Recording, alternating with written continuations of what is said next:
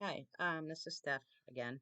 Um, I just wanted, I always say this, I want to do a quick video and then I talk for like an hour. But um, if anyone watched my, I don't know if it was How to Control Bleeding or the ways to improv, I think it was the ways to improvise medical supplies and save money and so forth. I misspoke on there about one thing. I said, no, I had to borrow these just so you know.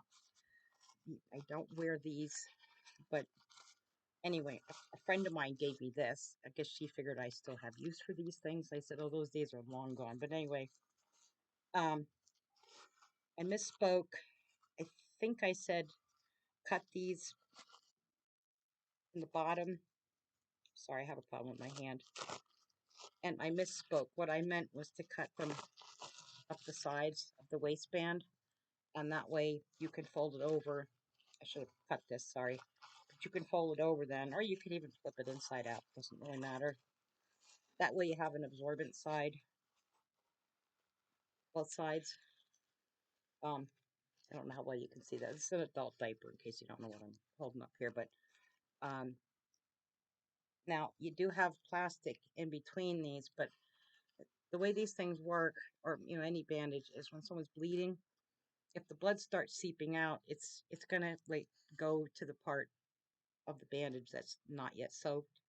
So this is a better option, and believe me, we go to thrift shops all the time. So if you go into a thrift shop, more than likely you're gonna find bags and bags of these, dirt cheap, and excuse me, it's way cheaper than getting a bunch of bandages. I mean, uh, the whole point of this video is just basically tell you the stuff that you really want to make sure you have, because I see a lot of videos of people saying, well, get all these medical supplies. I don't even know what they're going to use them for, but anyway, I'll get to that in a moment. The problem with these, regular female hygiene pad, is the plastic on the back, because you need to layer. Whenever you're bandaging, you need to layer. Okay, so you can put this down. I mean, if it's not something that's bleeding profusely, this would work. The problem is if it starts seeping around and you put another one on top, um, you're going to have this plastic in between. Um, like I said, keep some of these on hand. Sure, they're going to come in handy. I'm just saying, for something that's bleeding profusely, this would be a better option because you have the absorbent side both places. And you can cut all this plastic stuff off if you want to, like, get a bunch of these ready, or you can just keep them, and you can either just cut the waistbands, or you can just flip them inside out like I just did. But you have all this extra stuff here that is just going to get in the way. But that's a good option for, like, instead of getting sorry, I'm old. I forget, like a huge abdominal bandage, or a multi trauma. I can't think what they're called offhand, but they're like multi trauma. They're huge bandages for stuff that's really bleeding profusely, or if you need to pack an abdomen, someone's intestines are kind of hanging out or whatever. But um, like I said, I, I've watched. I looked around to see if anyone else had posted any video on you know types of things to get, and I've watched a whole bunch, and I'm not sure why, but they recommend getting like Q-tips. Now, I ran on an ambulance for years and years and years, and I don't think we even carried Q-tips, and I'm not even sure um, why you would need to have zillions of Q-tips. Also, alcohol preps. I never used them except starting IVs, because you want to wipe off, like if you're doing it in the hand, you want to sterilize not sterilize, but put the antiseptic on there before you put the needle in, or the catheter. But other than that, I don't really know a reason why you would want to have a gazillion alcohol preps, because you don't want to wipe down a cut or a laceration, or somewhere someone injures themselves. You don't want to be putting isopropyl alcohol in there, because it is going to burn. It's going to burn. Just straight up water, irrigated, or if you have peroxide, much better choice. But so don't worry about getting all kinds of Q-tips and alcohol preps because I don't know what you're going to use them for. And I saw a guy, I think he was had been a doctor or he is a doctor or something, and there was something else on there, and I can't recall. It's not a channel I subscribe to, so I couldn't go back and look. But I just remember sitting here thinking, oh, what in the world is someone going to use that for? It was like some kind of surgical tools or something like that. If you have like some tweezers, um, because you're not going to be sitting at home doing surgery. I'm not going to be sitting here doing surgery on anyone. I mean, if someone has something lodged in them, uh, if it's not going to make them bleed out, to get it out or whatever, I have an assortment of couple different types of tweezers, and I have like surgical clamps, for arteries. But it just, I keep it basic, but I mean, focus mostly on um, bleeding control, I would say, because, like I said, you're not going to be able to be doing, trauma surgery like in your living room. I mean, let's be realistic. Uh, and um, like I said, if you go watch Basics of Splinting, How to Control Bleeding, and the one where I talk about ways you can improvise and save money by like going to thrift shops, and that's where I stocked up on a lot of like 4x4s, which is my go-to. I always say that. They're great because you can stack them, you can fold them.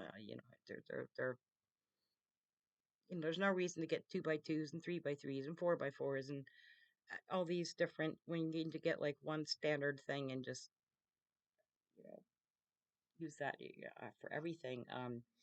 Or like I said, adult diapers and female hygiene products. Yeah, they're great.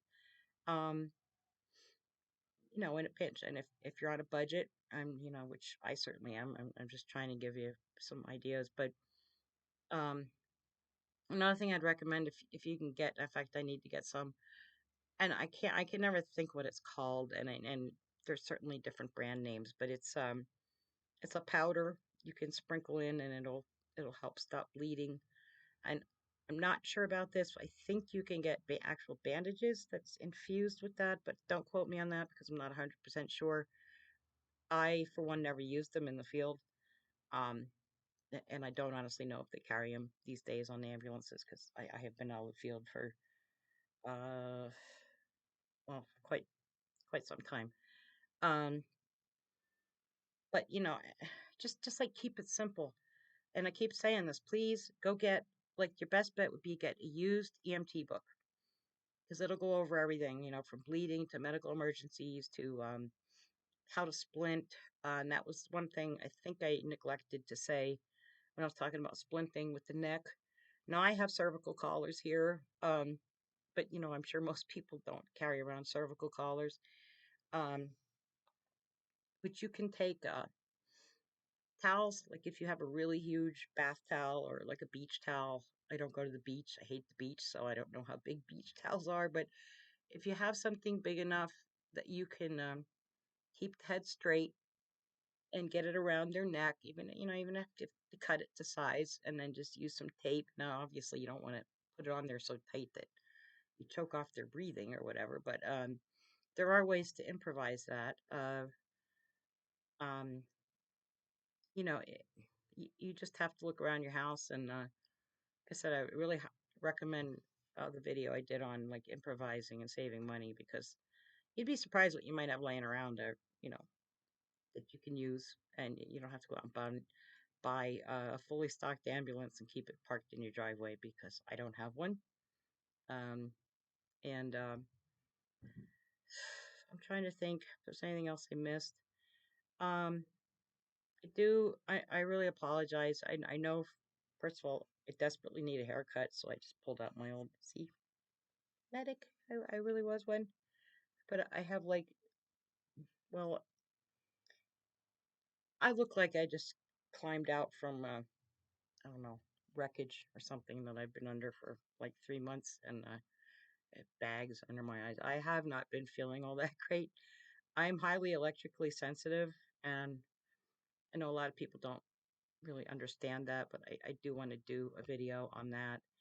I also want to do another one on some books I'd really like to recommend people need to read, like right now, to kind of catch up and start understanding things that are going on. Um, and the other thing I wanted to do was a video on like managing depression because I know so many people right now who are really struggling, and I've struggled in the past. But I probably have some contentious feelings on this subject, but they're my opinions. And had I not lived through certain things, I would not have the audacity to sit here and say anything, but I did.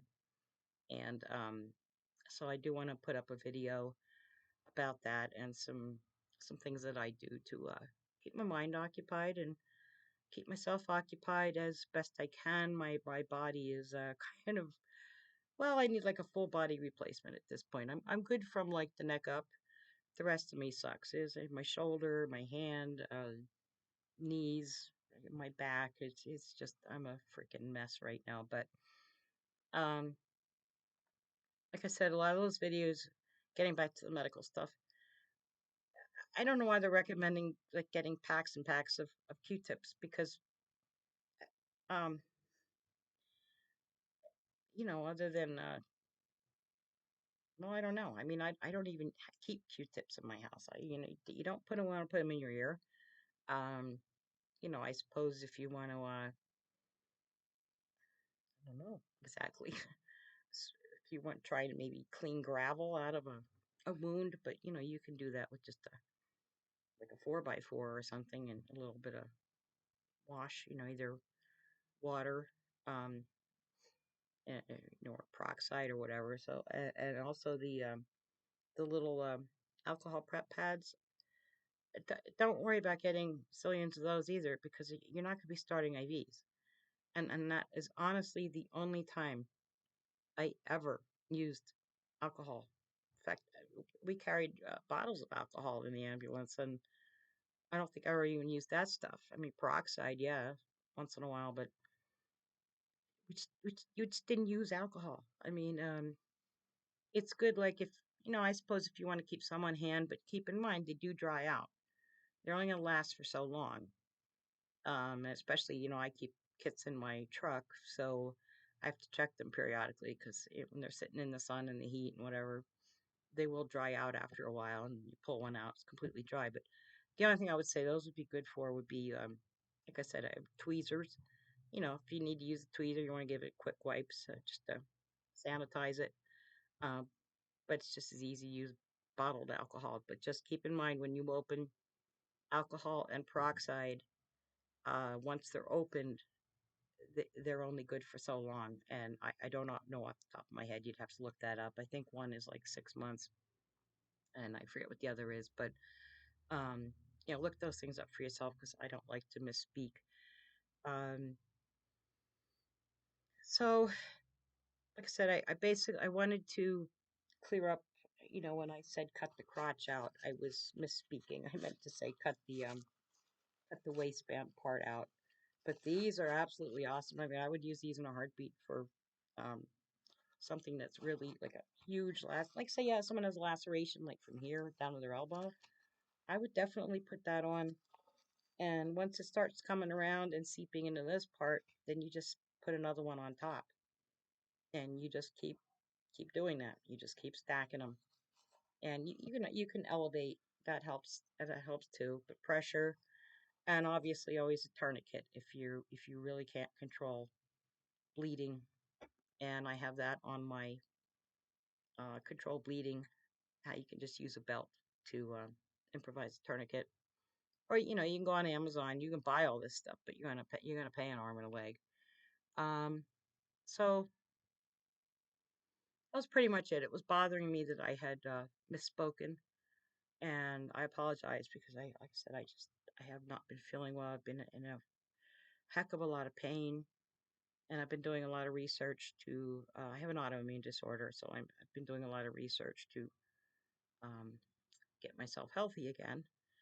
And it's kind of a long road because I'm doing it all by myself because I can't get any help from the trust the science people in the white coats. Like they don't want to.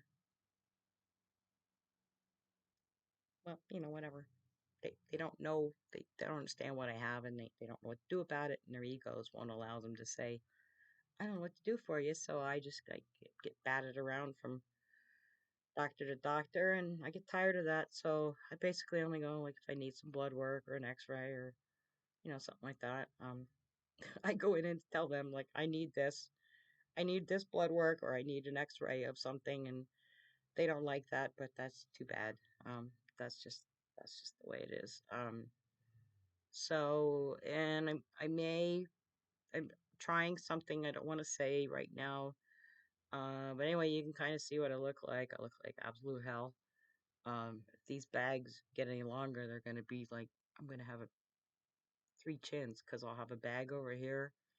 But maybe it'll cover up those little creases there. I don't, like, I really need a facelift. Like, look at the difference just that makes.